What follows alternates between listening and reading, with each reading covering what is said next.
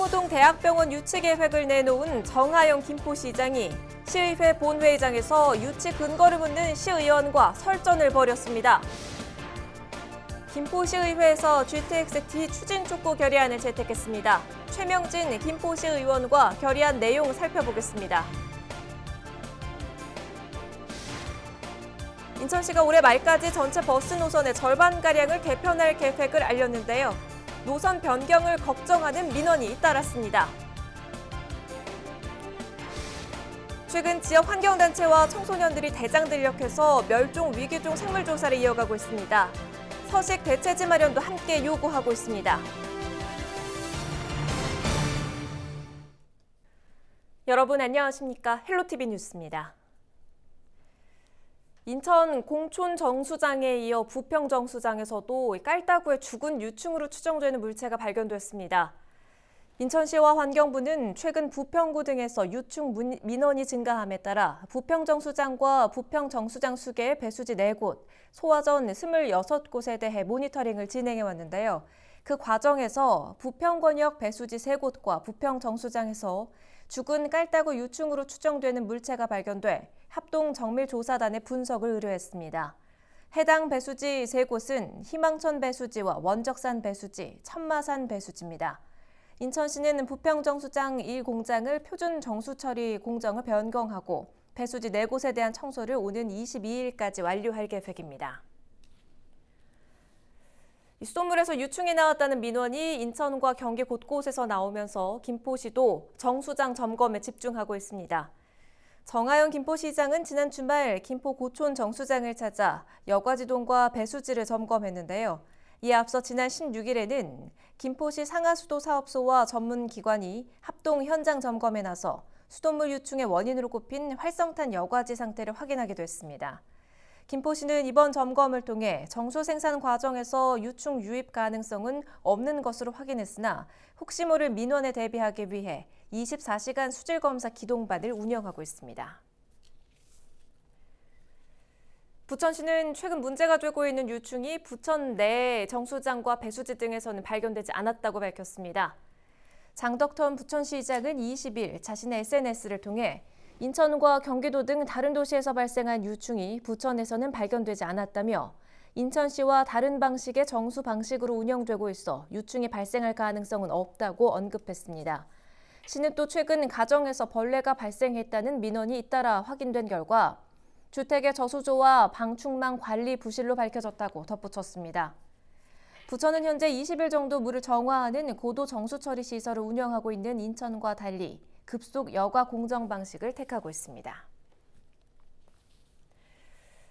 요즘 김포에서 가장 뜨거운 현안, 단연 대학병원 유치 문제입니다. 김포시가 구체적인 계획까지 밝혔지만 현실 가능성을 두고 지역사회 내에서 말이 많았는데요.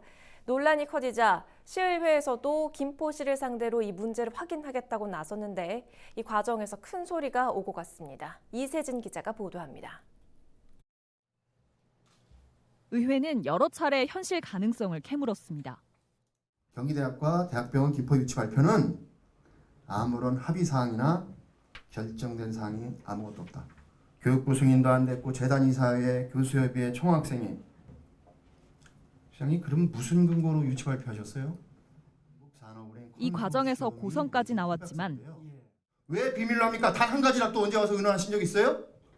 비밀이라면서 왜 발표합니까? 발표했는데 내용이 아무것도 없어요. 김포시는 근거 없이 유치 계획을 발표한 것은 아니라고 반박했습니다. 그러면서 의회가 문제 삼은 법적 승인 절차는 현 시점에서 언급할 단계가 아니라고 선을 그었습니다. 경희대 재단 이사회 승인하고 교육부 승인되었다는 공문 확인하셨습니까? 많은 시민들이 보고 있어서 그 시민들에 대한 팩트를 저희를 전달해 줄 의무가 있습니다. 승인됐냐 안 됐냐 그 얘기만 해주시면 돼요. 이사회 승인은 아직까지 되지 않았고요. 경희대 재단 이사회 승인 안 8월 됐죠? 말에 예정되어 있고요. 교육부 승인 아직 안 됐죠? 교육부 승인은 서류가 제출돼 승인 받습니다. 자, 어떻게 그러면 교육부 승인을 먼저 받습니까? 추진 절차를 왜 투명하게 밝히지 않았느냐는 지적에는 대학 측과 원만한 협의를 위해서였다고 설명했습니다. 대학병원 유치와 관련된 것들은 지역 간에 치열한 경쟁을 벌이고 있습니다. 경희대학교만 하더라도 파주시를 비롯해서 몇 개 지자체들이 계속 접촉을 해왔던 사항들이고요. 이런 것들이 그 과정 중이라 지금 비밀이었다. 그게 아까도 답변하셨잖아요. 이것은 그죠? 경희대 측과 특히 김포시보다도 대학 측에 특별하고 각별한 요청 사항이었던 거죠.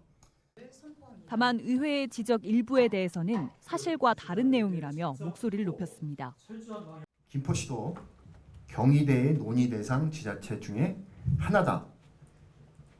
이 우리가 알아야 할 굉장히 중요한 사실입니다. 아닙니다. 결코 쉽지 않은 상황입니다. 의원님 팩트를 호도하지 마십시오. 아닙니다. 경희대는 김포시하고 논의의 중심을 모아가고 있고 그 경희대는 김포시하고 주고받던 공문이나 최고 책임자들이 논의되고 있는 사항들은 다른 지자체들과 견줄 것도 없고요. 한편 이날 김포시는 당초 병원 유치 예정지로 거론됐던 장기동 부지에 대해서는 막중한 책임으로 대책을 마련하겠다는 입장을 남겼습니다. 그러면서도 가장 시급한 일은 병원 유치 계획이 무산되지 않는 것이라면서 시민들의 의지를 모으는 일이 무엇보다 중요하다고 덧붙였습니다. 헬로티비 뉴스 이세진입니다. 인천시는 도시 면적 대비 버스 공급 대수가 서울시의 6분의 1 수준입니다. 넓은 면적에 비해 버스 수가 적다는 건데요. 더군다나 검단 신도시와 계양 테크노밸리 등 신규 택지도 예정돼 있다 보니 버스의 효율적인 운영이 필요한 상황입니다. 때문에 인천시는 올해 말까지 전체 버스 노선의 절반가량을 개편할 계획입니다. 김진재 기자입니다. 완전히 교통이 거의 섬처럼 되어 있는 지역이기 때문에 노선이 구청까지 오는 노선이 없어요. 서울 산다는 가는 것은 동의하는데 부평시장하고 부평역은 꼭 가야 돼요. 그걸 없으면 안 돼요, 그거는요. 인천 버스 노선 개편 설명의 마지막 날, 주민들과 지역 정치인이 그간 불편했던 점들을 쏟아냅니다. 인천시는 올해 말까지 전체 197개 시내버스 노선 중 절반가량인 100개 노선을 개편하기로 결정했습니다. 효율성이 떨어지는 25개 노선은 폐선하고 19개 노선을 신설할 계획입니다.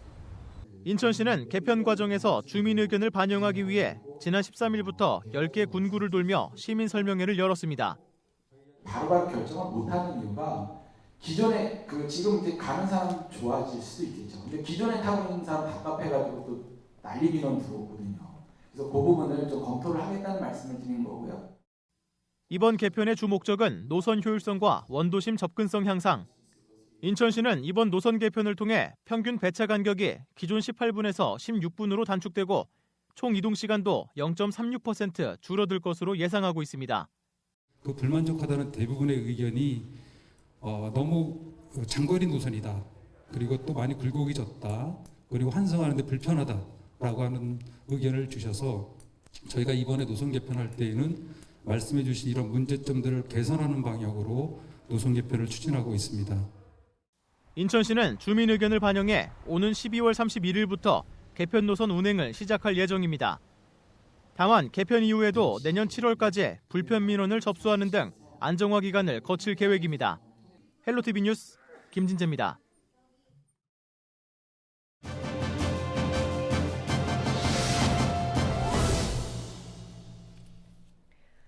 김포와 인천에서는 가칭 GTX D 노선 유치를 바라는 민심 크기가 상당합니다. 관련 지자체들과 의회, 정치권까지 다양한 활동에 나서고 있는데요. 김포시 의회에서도 GTX D 추진 촉구 결의안이 나왔습니다. 해당 결의안 내용을 김포시 의회 최명진 의원과 이야기 나눠보죠. 의원님 안녕하세요. 반갑습니다. 김포, 부천, 서울 그리고 하남을 잇는 GTX D 노선 지금 진행 상황이 어떻습니까?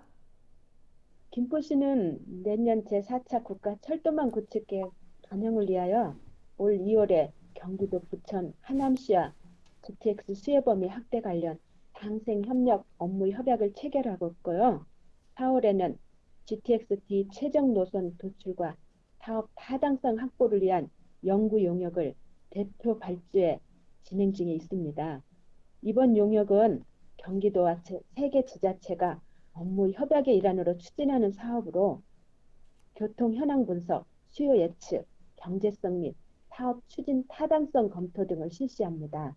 특히 GTX의 수혜 범위가 김포, 부천, 하남으로 확대될 수 있도록 다양한 노선을 설정, 심층적인 검토를 통해 객관적이고 합리적인 최적의 노선을 도출하게 됩니다. 지난 임시회에서 김포시의회가 GTX-D 추진 촉구 결의안을 채택했죠. 결의안 제안하게 된 취지에 대해서 말씀을 해주시죠.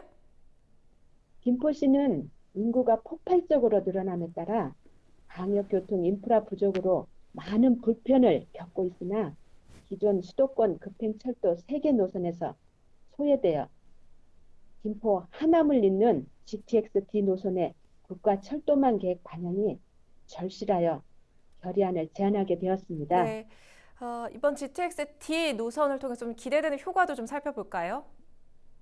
앞서 말했듯이 노인 인구가 전국에서 순위를 다투는 김포시는 서울과 인천을 연결하는 획기적인 광역교통 대책이 부족한 상태입니다. 그래서 수도권 급행철도가 연결된다면 신도시 건설 본래 목적 달성과 수도권 상생, 균형 발전을 이끌어낼 수 있을 것으로 봅니다. 그런데 GTX-D 노선과 관련해서는 그동안 실체가 없다는 지적도 나왔습니다. 신속한 추진을 위해서 좀 적극적인 노력이 필요해 보이거든요. GTX-D 노선이 김포를 기점으로 하게 된다면 광역교통 여건 개선에 큰 힘이 될 것입니다. 이번 연구 용역 결과가 나오면 김포시는 오늘 10월 중 최적의 노선안을 경기도와 함께 국토부에 건의할 예정입니다. 또한 김포시에서 경기도와 3개 지자체 간에 긴밀한 협조 체계를 갖춰 국토교통부와 적극적으로 협의해 나가겠다고 합니다. 이에 발맞춰 선출직 공무원뿐만 아니라 모든 시민분들께서도 GTX-D 추진을 위한 긍정적 염원을 담아 각자의 위치에서 최선을 다해 응원한다면 좋은 결과를 이룰 수 있음을 확신합니다. 네, 오늘 말씀 여기까지 듣겠습니다. 최명진 김포시 의원과 이야기 나눠봤습니다.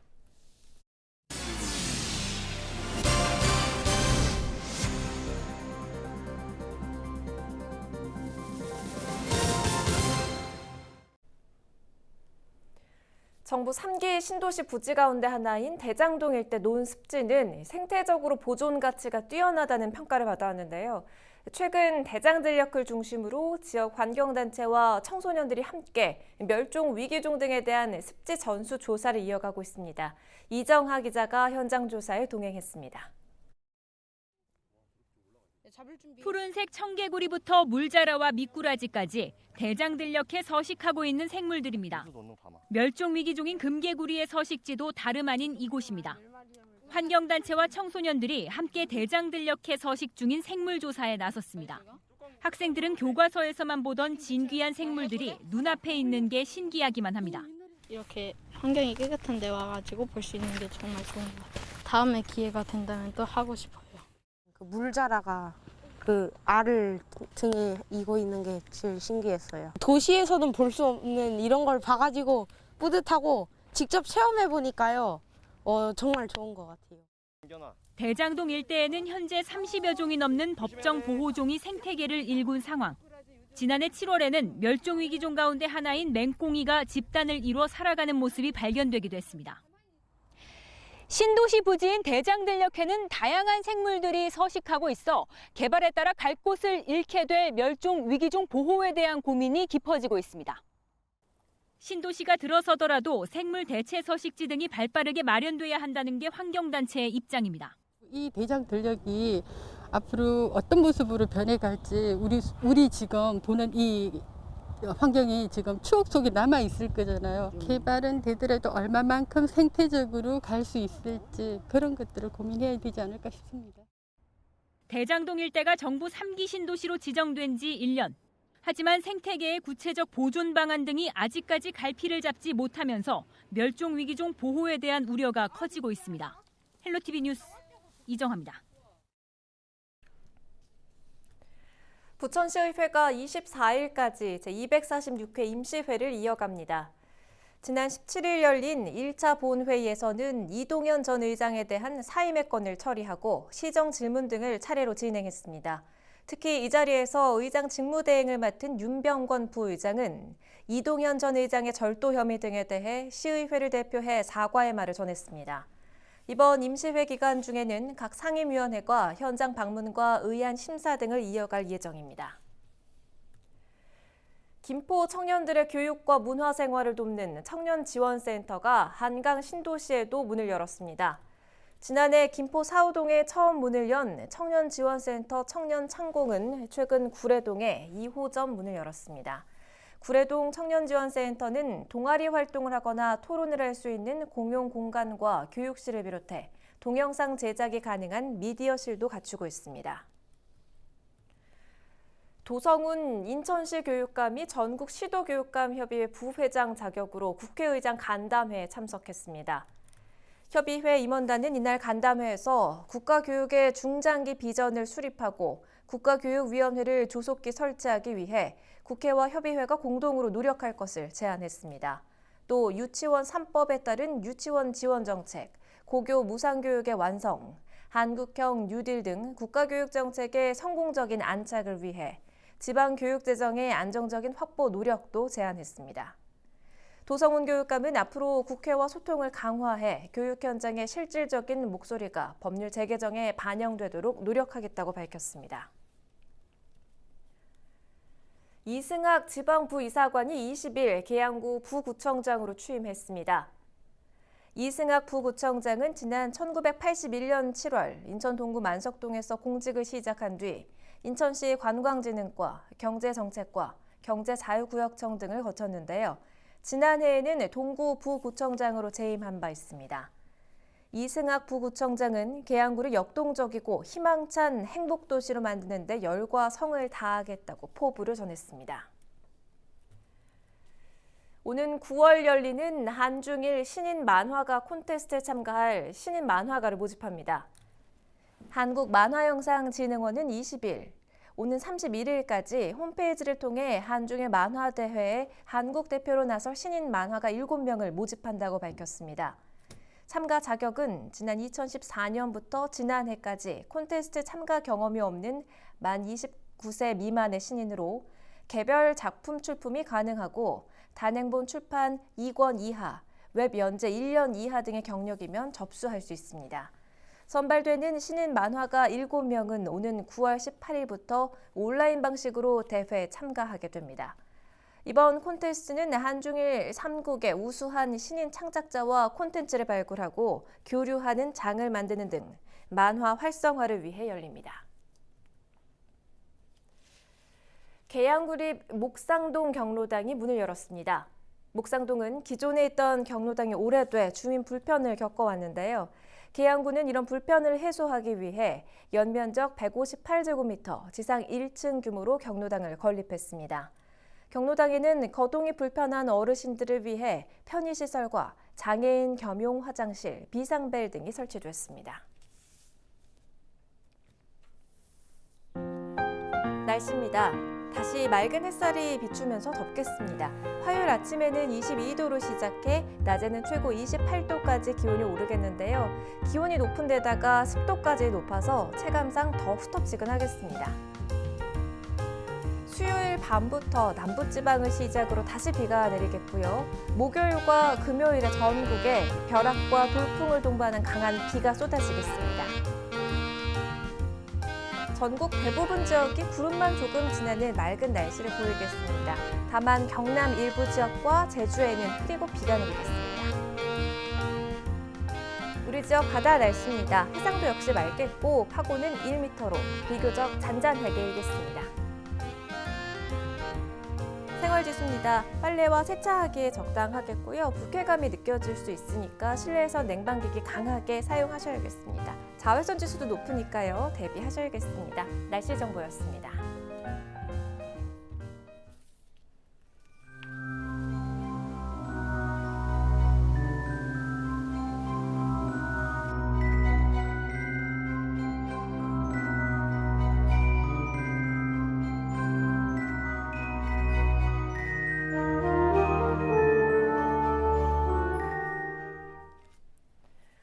헬로티비 뉴스를 모두 마칩니다. 저희는 언제나 여러분 곁에 있겠습니다. 시청해주신 여러분 고맙습니다.